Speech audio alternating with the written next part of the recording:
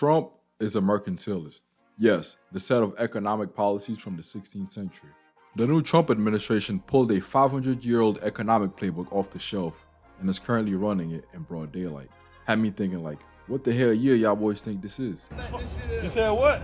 What the hell is y'all boys think this shit is? It might sound far-fetched to you now, but bear with me, by the end of this video, it'll all make sense.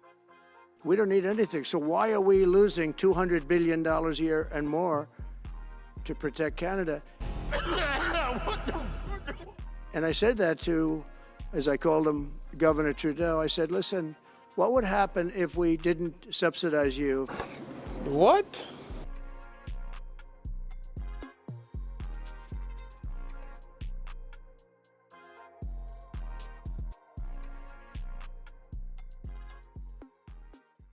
Right after Trump took office earlier this year, I started to look deeper into what he thinks about trade. None of it made sense to me. Is there some 4D chess that I'm not seeing or what? So I posted on Twitter, why is he trying to enact economic policies from the 1860s, all these tariffs and stuff like that? And someone replied to me, he's a mercantilist. And then it clicked for me too. This guy is right. Not only does Trump think broad tariffs is a good policy, he believes having a trade deficit is inherently a bad thing. Mercantilism was a set of economic policies that were popular from the 1500s through the 1700s. The term was coined by the famous economist Adam Smith. He referred to it as the mercantile system. Mercantilists believed that money was the ultimate form of wealth, and all their economic policies stemmed from that single belief. The countries that were following this way of thinking turned their economies into gold and silver extraction machines.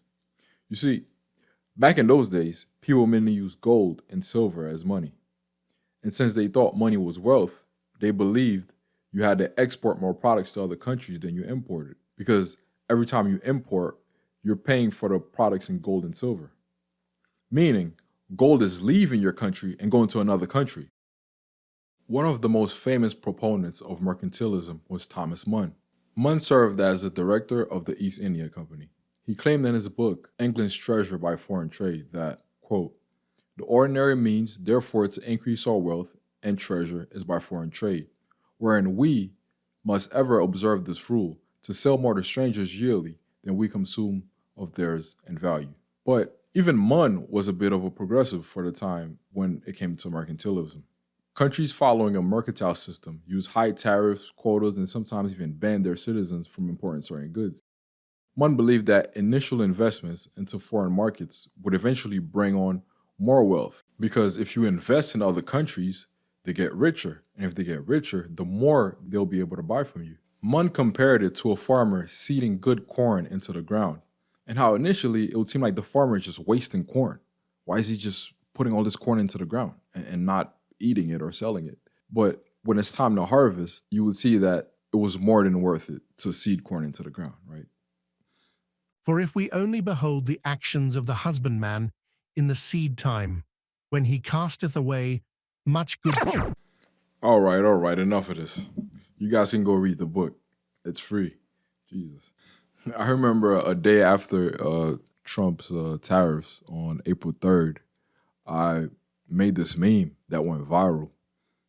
And I had MAGA people mad at me. I had leftist liberals or whatever mad at me. It was so funny because it's like everyone didn't understand the meme. They all thought it was like they all misread it. They all misread the meme. Nobody understood it was just satire. Like, I was just making fun of Trump for the tariffs. Not gonna lie though, 5.5 million views? I thought I was Jay-Z. Uncle said I'd never sell a million records. I sold a million records like a million times. So let's bring this back to today. The mercantilist obsession with trade balance and tariffs sounds very similar to Trump's politics. Mr. President, is there anything China, Canada, and Mexico can do tonight to forestall your implementation of tariffs tomorrow? No, nothing. Not right now, no. Not a negotiating tool? No, it's not. No, it's a pure economic. We have big deficits with, as you know, with all three of them. So you might say, what's the problem? So what, he's a mercantilist? Well, and this is where I start scratching my head. Because Back in those days, those countries were trying to maximize the amount of gold that they have.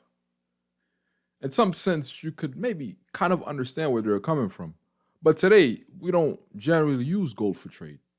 We mostly use fiat dollars. We have central banks. In the US, the Federal Reserve is in charge of controlling the money supply. So why the hell is Trump so worried about trade deficits? Is he worried about sending too many dollars to other countries and somehow that makes the US poorer? It doesn't make sense at all in a modern context. Trump talks about William McKinley as the inspiration for his tariffs, but I don't think William McKinley ever used trade deficits or trade balances as the reasoning for his policies. And McKinley's policies didn't work either. So I don't even know. I don't even know why that would be the inspiration anyway. Plus, mercantilism was debunked by the father of capitalism, the god Adam Smith himself.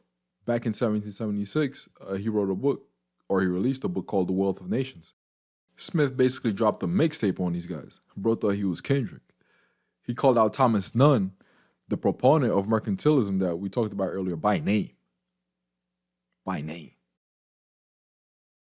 Adam Smith argued that money is not wealth.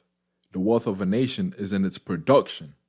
He's part of the reason why nowadays we don't calculate a nation's wealth by how much money they acquired or how much money is in their reserves.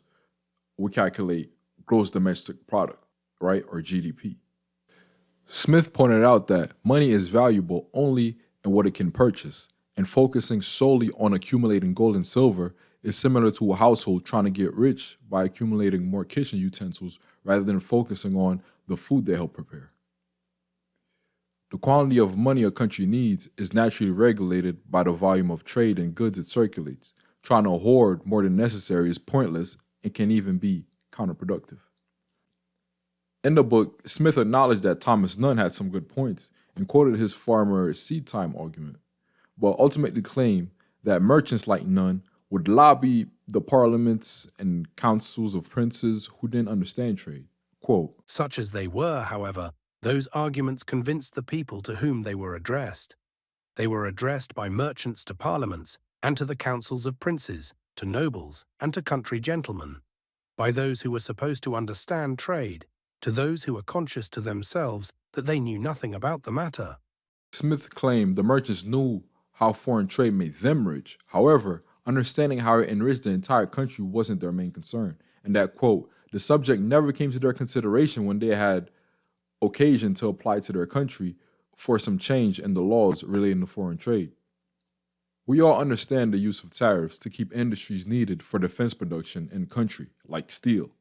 But broad tariffs are a tax on consumers and makes it so that domestic industries become lazy because they don't have to compete with anyone else. They can just give you a worse product. Other countries also tend to respond with their own tariffs to maximize the pain on both sides and turn the whole thing into attrition warfare. If your industries can't export their excess production, they also get poorer, right? Even little Trudeau was looking at the U.S. like no one knew he had it in him. Trudeau was talking all kinds of crazy. We not your little niggas. Like, the way you talking, I don't get what you mean. We're not your little niggas. Like, for real, all that big homie stuff, that's for little niggas. Little niggas have big homies. We're not little niggas, so we don't even respect big homies. I know Killer doesn't, and for me, I never respected niggas in the streets. That's why I always got the problems I got. Niggas would tell me, Mace, chill. No, chill for what? Who is this nigga? That's how I feel listening to this, man. Like, In conclusion, I don't have a conclusion yet. We're still watching the show.